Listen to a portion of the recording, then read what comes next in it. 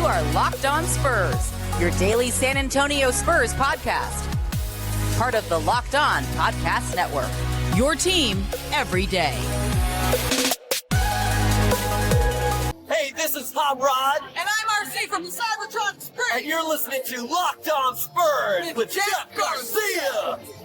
Hey, welcome to a Locked On Spurs Extra as we react to the big news today, at least among the Spurs fans. The San Antonio Spurs have announced that Jeremy Sochan and Devin Vassell are done for the season.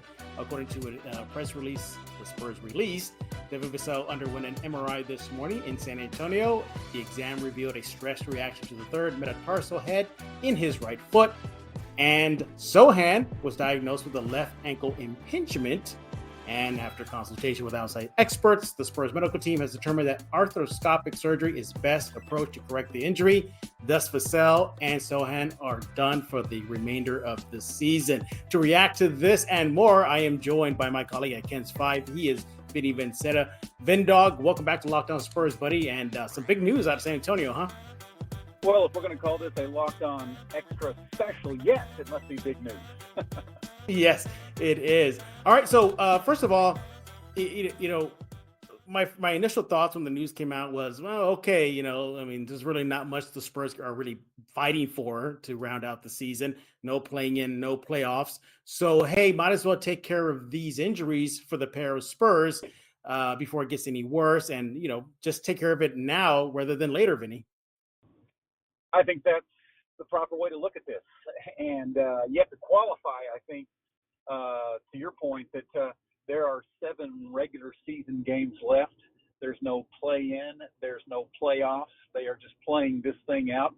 So really, I mean, when you say they're out for the remainder of the season, they're out for 7 games. It's kind of like missing the preseason. So, this is no big deal. I mean, I don't know that Detroit and Charlotte and the Wizards are in love with it.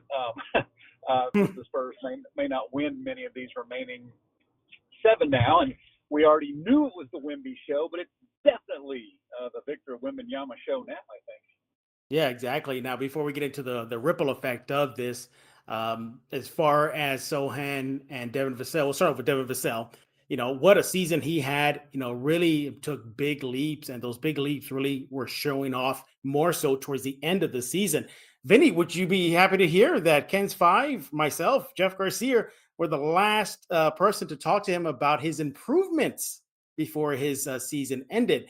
And he told me that the biggest thing that he seen out of himself developmental-wise on the court was his ability to read defenses earlier, figure his way out of double teams, and also facilitate it. For all in all, for the end of his season, not a bad 4th year for Devin, Vinny.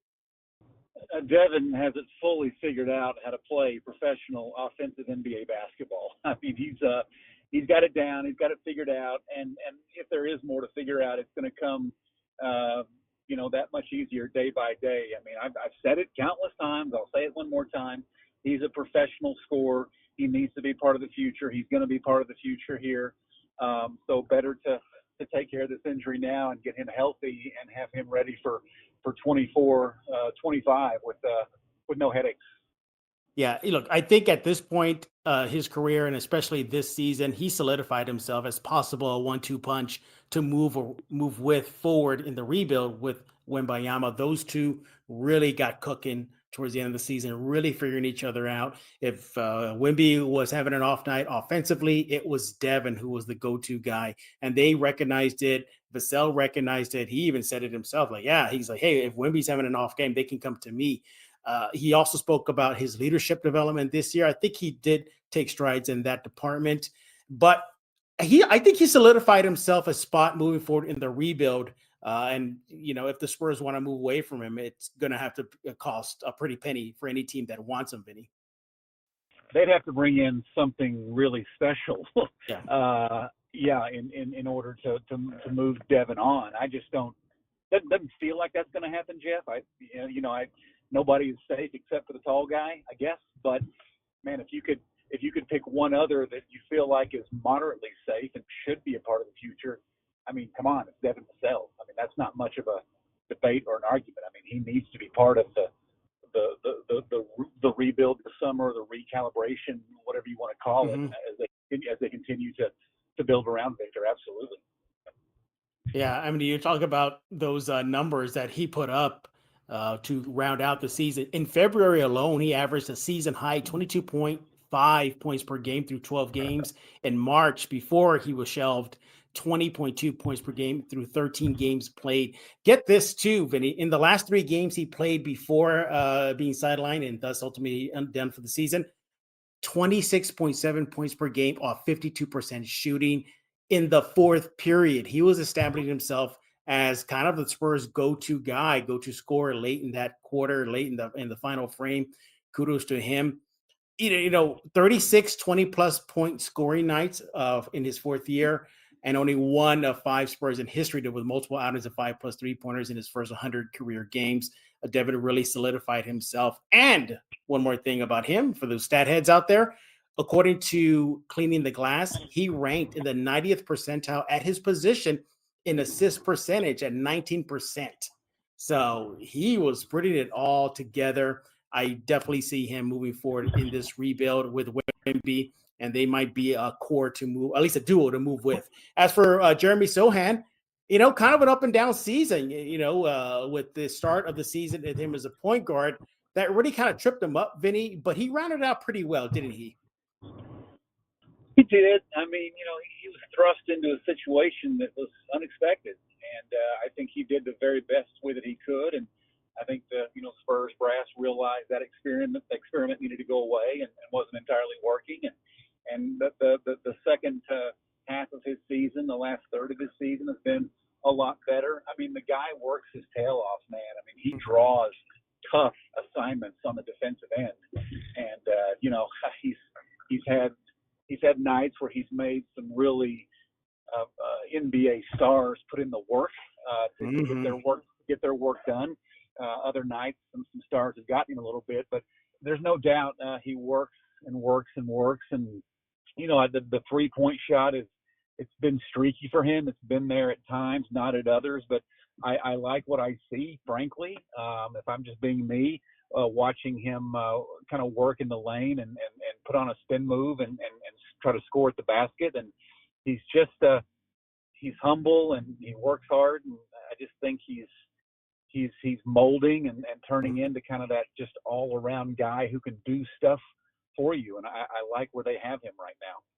Yeah, career high this season, 11.6 points per game through 74 games played, 6.4 rebounds, also a career high, 3.4 assists, another career high, and he recorded 40 blocks on the season and shot 44% from the field and 31% from the 3-line. Now, that's marked improvement considering last year, his rookie season, he shot 25% from the 3-line.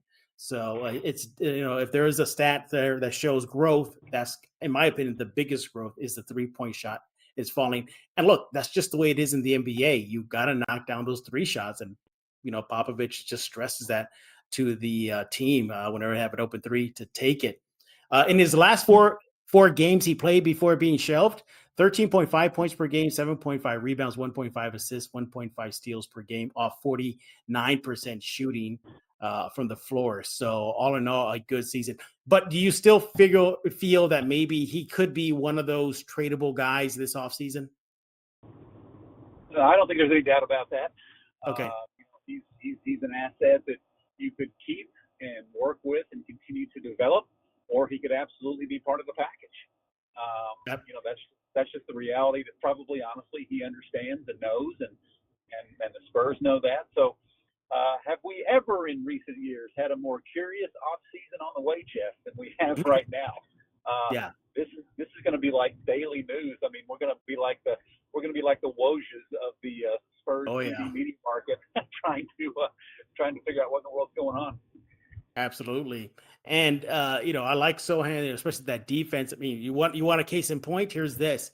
Jalen Brunson went off for 61, and he really exploded offensively the moment Sochan exited the Knicks game with an injury and just really took off. And you can see the value there. All in all, a tough blow for these two guys. But, hey, one of the benefits, I guess, of the silver lining is, hey, they might stay within the top 3 worst teams record-wise for that lottery, huh, Vinny? How did I know you were going to go there? Yeah, I guess if there is a positive, if there is a silver lining, yeah, that looks. I don't know. It feels weird saying this, but yes, that looks a lot more doable now. Suddenly, staying within that top 3 and having that 14% chance to land the number 1. Although I think I saw something legitimate on Twitter. I mean, there's so much parody stuff out there, but yeah. I was scrolling Twitter and I saw something where GMs are saying, like, this is one of the worst draft classes in recent memory. Mm-hmm. Have you heard that? Is that the deal? Yeah, I saw that. Yeah, that was not a April Fool's joke. That was legit. But yeah, I thought it was too. But then I dug deeper and said, "Whoa, wait a minute! I think they're being serious." But no, I mean, look. Regardless, if the Spurs do land one of the top 3 worst picks and get those 14%, whatever they land, number they get, 1 through 7 or whatever it is, that's still going to be value there. Some team may bite on that, and to get a top 10 pick, especially if you're a middling team or perhaps a playoff bound team that's not going to have a top pick to start, for them to start thinking about their rebuild down the road, the Spurs can use that to parlay it into something. What other benefit? I say benefit. I hate to say that word because you don't wish Vassell and Sochan injury, but I guess a ripple effect you would say is you're going to get playing time for guys that I think deserve it. Your City Sissoko's, who's been in the G League just tearing it up. He's not playing versus Denver, at least at this recording, but Don Barlow likely get some run. Who knows? Maybe some of those Austin Spurs guys are going to get some burn too. I think, Mamu might get some run, Vinny. So, 8 games left, might as well play these guys out there and see what they can give you in this rebuild moving forward, Vinny.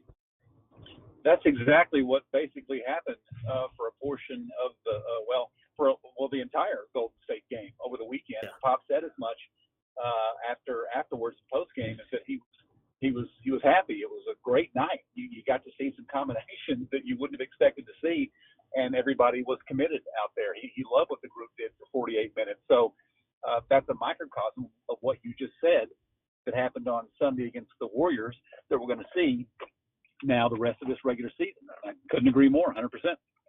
Yeah, exactly. What about this notion that now it's weird to say? Look, we know it's Wemby's team. We get that, but now he's barring anything that they may shut him down. I would not be surprised if the Spurs were to shut him down for the rest of the season. But as of this recording, they're not doing that. It's going to be his team now. We're going to get a glimpse of what it is to be all Wemby all the time, offensively and defensively. You don't have to feed Devin. You don't have to feed Sochan. Those are 2 less mouths to feed. The Wemby show is here. We're going to see it even under a bigger microscope. I think he's going to embrace that as being the legit, perhaps the only go-to guy, no knock on Keldon when he does return. But we're going to really see him in focus now, aren't we? Well, there's no doubt about that. I mean, it's going to be a small sample size for the remainder of this regular season. But yeah, assuming, like you said, assuming they don't shut him down, it is Wemby's world, and the rest of us are just living in it. So, and he'll embrace that. I mean, he's that kind of a competitor, has that kind of juice, and he'll do it within reason. He won't try to pick up, all of that slack because that's unreasonable. But he will, know that he's the guy and he's the focus on both ends, and it will be a chance for him to shine. No doubt about that. Absolutely. So unfortunate news for the Spurs, but like Vinny put it in perspective, it really is just 8 games. That's really what it is. And look, you shelve Vassell and Sochan early. Sochan made it very clear he wants to play for Team Poland in the Olympics and the Olympic qualifiers. So perhaps that's another precautionary measure for him to get his wish to be healthy for that run. Although I wonder if his injury may put a crimp in that, considering the Spurs may not be wondering like, oh, you sure? But look, the Spurs have always been open about letting their foreign players play for their respective home countries and get them ready for the new season. I think that's what it really comes down to. I mean, look, 14% for the lottery, check. Playing time for more players that are on fringe that need to showcase what they got, check. And you're resting up 2 key members of your rebuild. As of this recording, who knows what happens in the offseason. moving forward. Unfortunate news for them, but some fan reaction now before we close this quick little Locked On Spurs Extra. And exactly that, Vinny, you nailed it on the head. A lot of the fan reaction on social media is 14%. 14%. They really going to go for it. So it looks like Spurs fans are loving that. Also, too, shout out, the Spurs fans are really giving a lot of love to City Sissoko. I mean, Vinny, have you seen what he's been doing in the G League? I mean, he looks like a man among boys right now. I mean, he is just dropping 20-plus point outings. He is just, abusing defenders in the paint, posterizing guys, playing solid defense. And he may be 19 years old, but he is chiseled. He's almost as chiseled as you, Vinny. But not quite. Maybe he's getting, not quite, not there. But I like that we're going to get to see, hopefully, City Sissoko play, and of course the rest of the guys. And look, this is their rebuild, so part of the rebuild is seeing everybody, to get that San Antonio uniform on and get out there. So we'll get a small sample size on these fringe players. But all in all, Vinny, before I let you go on this Locked On Spurs Extra, what are your final thoughts on this news with regarding Vassell and Sochan? It feels like it's the best case scenario.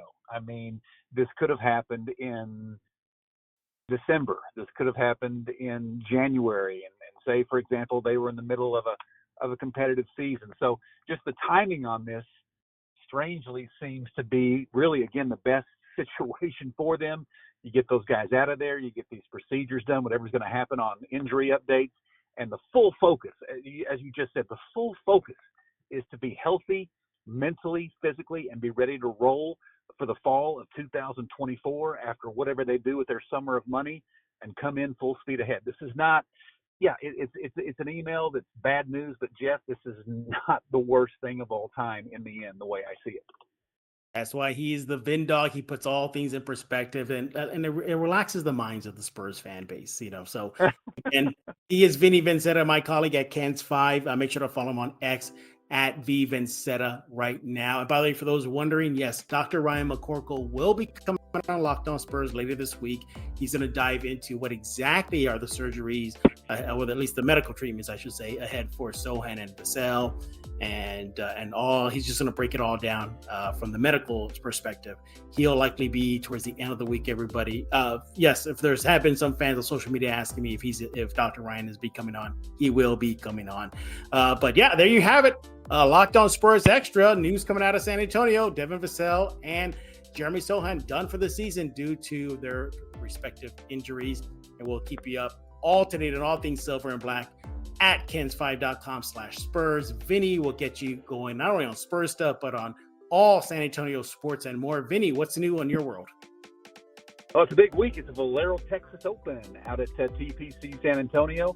Maybe the best golf field they've had in 20-plus years. Rory McIlroy, Jordan Spieth, Colin Morikawa, past major winners from the Masters, Adam Scott, Hideki Matsuyama, past champions from the VTO, some of the most popular players on tour, Ricky Fowler, Max Homa, Brandt Snedeker. So going to be a fun week out at TPC, and hope everybody can come out and watch some PGA golf. It's our big tournament before Augusta National and the Masters next week.